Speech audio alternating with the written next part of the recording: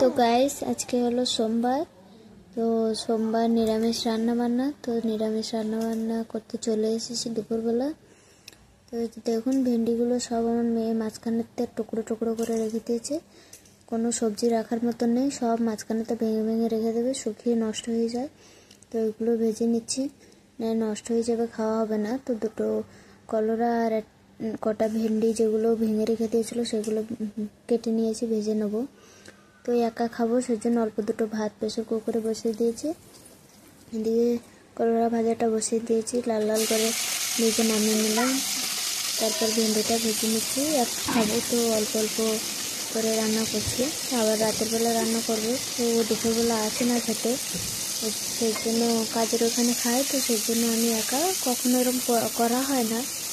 আজকে ভাবলাম একটু ভিডিও করে একটু রান্নাও করি। তো আজকে ভিডিও হয়ে গেল, রান্নাও হয়ে গেল, ভিডিও চক্করে খাওয়াও হয়ে গেল। তো এই যে ভাজা হয়ে গেছে, তারপরে আলু একটু মেখে নেবো বলে দুটো লঙ্কা ভেজে নিলাম। আমাদের ভাজা লঙ্কা তো খাওয়া হয় না, সবসময় কাঁচা লঙ্কাই খাই।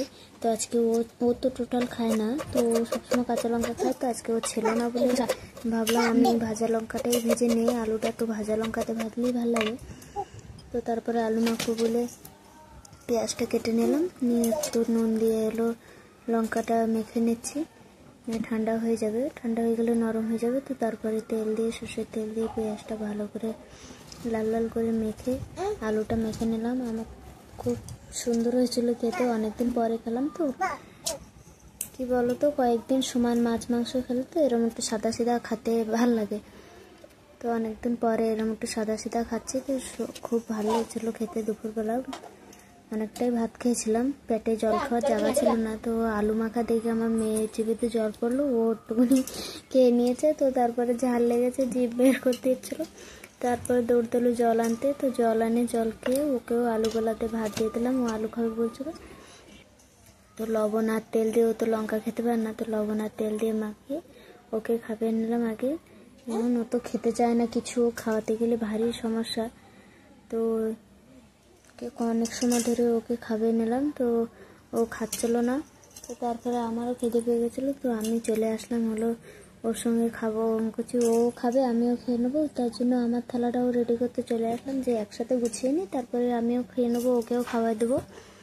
তো তারপরে আমার থালেও আমি ভাত বেড়ে নিচ্ছিলাম, গরম গরম ভাত আর আলু সেদ্ধ, একটু কলরা ভাজা লাল লাল, দেখতেও খুব সুন্দর হয়েছিল। আমি তো কলরা খাই না, তো এরকম লাল লাল করে ভেজেতে দিতেও লাগে না, তো একটু খেয়ে নিই।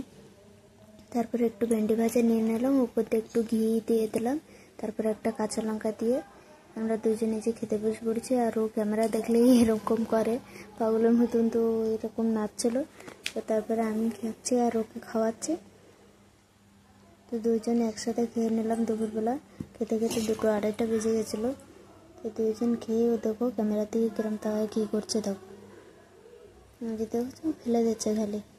তো তারপরে বিকেলবেলা খাওয়া দাওয়া ঘুম পড়াতে বিকেলবেলা উঠেছে। তো তারপরে একটু সারালাল স্কুলে খাওয়াই নিচ্ছিলাম, এটা আমি ঘরেই বানাই ওর জন্য, সব প্রকার জিনিস দিয়ে ঘরে বানিয়ে ওকে খাওয়াই। তো বিকেলবেলা এটা একটু খাওয়াই নিচ্ছিলাম, তো আমি বললাম টাটা দিতে, তো টাটা দিচ্ছিলো, বাই দিচ্ছিলো। তারপর সন্ধ্যাবেলা বাসন, ঠাকুর ঘরে বাসন সব মেজে ধুয়ে নিয়ে চলে আসি, সন্ধ্যা দেবো।